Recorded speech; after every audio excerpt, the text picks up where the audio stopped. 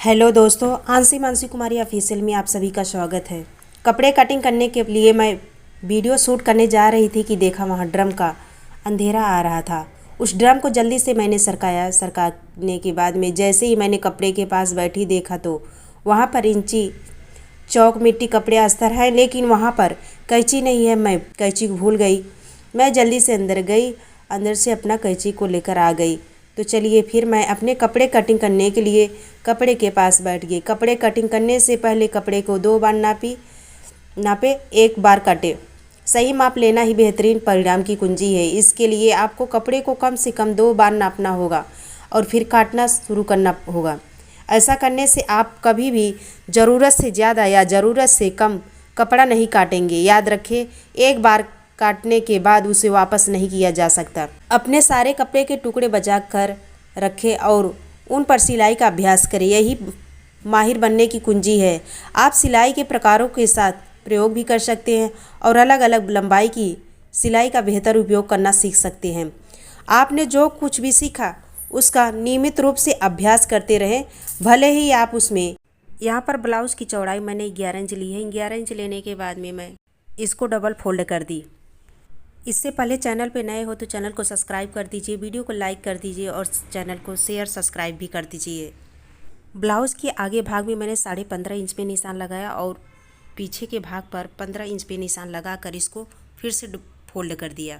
निपुण हो जाए। सीधी रेखा में सिलाई करना, कोनों पर सिलाई करना, हेमिंग करना आदि जैसे बुनियादी चीज़ों पे हमेशा काम आती है। इसलिए आप जितने कुशल होंगे आपकी रचनाएं उतनी ही सुंदर दिखेगी।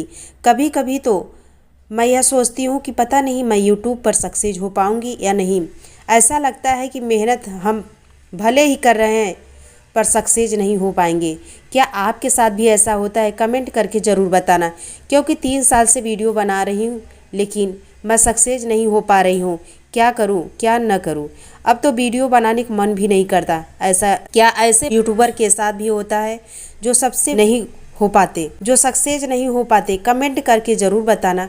चलिए, मैं सिलाई करने से पहले आपको कुछ बातें शेयर करना चाहती हूँ। सिलाई शुरू करने से पहले आपको ये कुछ बातें ज़रूर याद होनी चाहिए। सिलाई एक ऐसा हुनर है जो अपार आनंद और खुशी देता है। यह आपको रचनात्मक होने और कई तरीकों से खुद को अभिव्यक्त करने पर अवसर देता है। आप कपड़े डिजाइन कर सकते हैं, घर के लिए चीज़ें बनाते समय कपड़ों के साथ प्रयोग कर सकते हैं या उन कपड़ों और उस सामग्रियों को सदुपयोग करने के तरीके खोज सकते हैं जिन्हें फेंक दिया जाता है।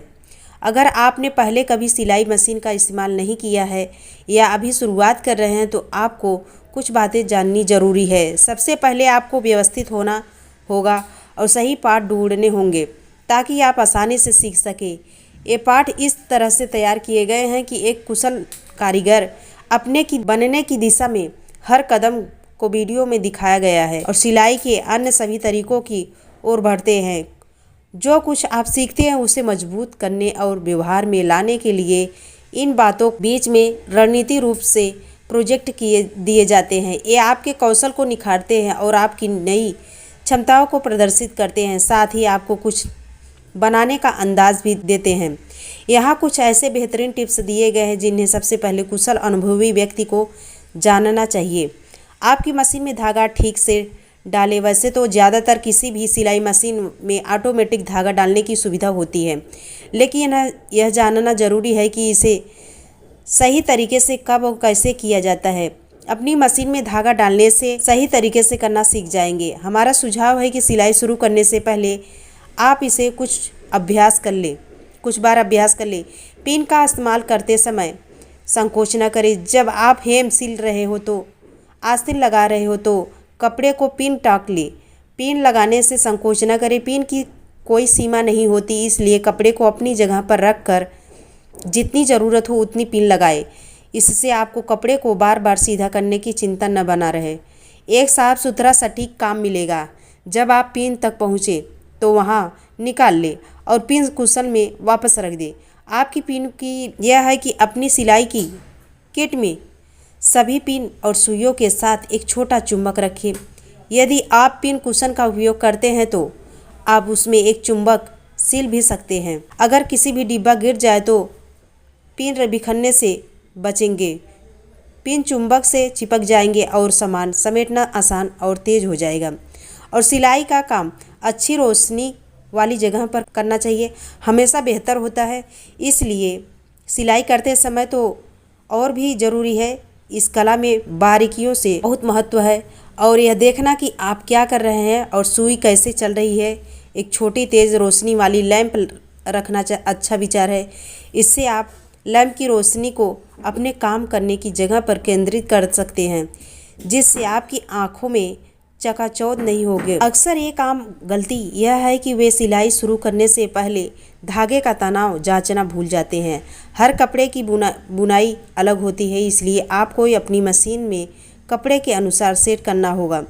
यहीं पर धागे का तनाव महत्वपूर्ण हो जाता है। अगर धागा ढीला हो गया तो, और अगर बहुत कसा हुआ होगा तो उसमें सिलवटें पड़ जाते हैं। इसलिए सिलाई शुरू करने से पहले हमेशा जांच लेना चाहिए कि सिलाई शुरू करने से पहले धागे की मात्रा की जांच कर ले।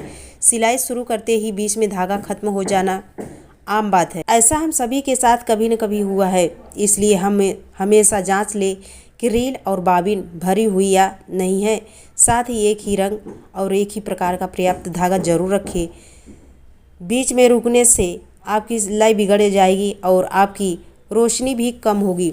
इसलिए आप अपने कपड़े की कटिंग करो तो ध्यान से करो, और कपड़े की सिलाई करो तो ध्यान से करो। इससे पहले आप चैनल पर नए हो तो चैनल को सब्सक्राइब कर लीजिए और वीडियो को लाइक शेयर ज़रूर कर दीजिए। चलिए, ब्लाउज की अस्तर की कटिंग हो गई, नाप भी हो गई, कटिंग भी हो गई। अब कपड़े पे रख कर इसको बारी बारी से कटिंग कर लेते हैं। अब मेरा ये पीछे का पल्ला है, अस्तर पे रख कर, अस्तर को रख कर कपड़े पर सबसे पहले पीछे के पल्ले को कटिंग कर लेती हूँ।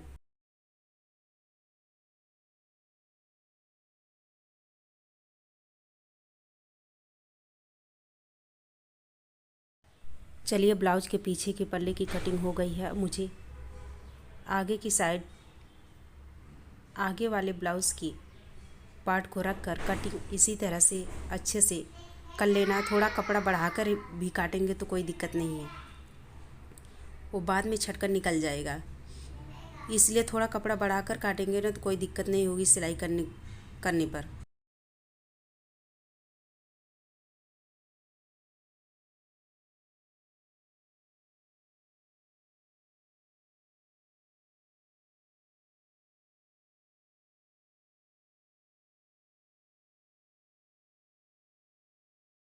और मैं इसी तरह से आस्तीन के कपड़े को भी कटिंग कर ले रही हूँ।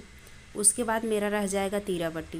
तीरा पट्टी के लिए मैं तीरा पट्टी कटिंग करने के बाद में मैं बचे हुए कपड़े को, एक्स्ट्रा जो बचा हुआ कपड़ा हो, सिलते समय किसी न किसी प्रकार से एडजस्ट हो जाता है कि कहीं काज पट्टी के लिए, कहीं बटन पट्टी के लिए वो एडजस्ट हो जाता है, कहीं तीरा पट्टी के लिए, कहीं डोरी के लिए वो कहीं न कहीं एडजस्ट हो जाता है।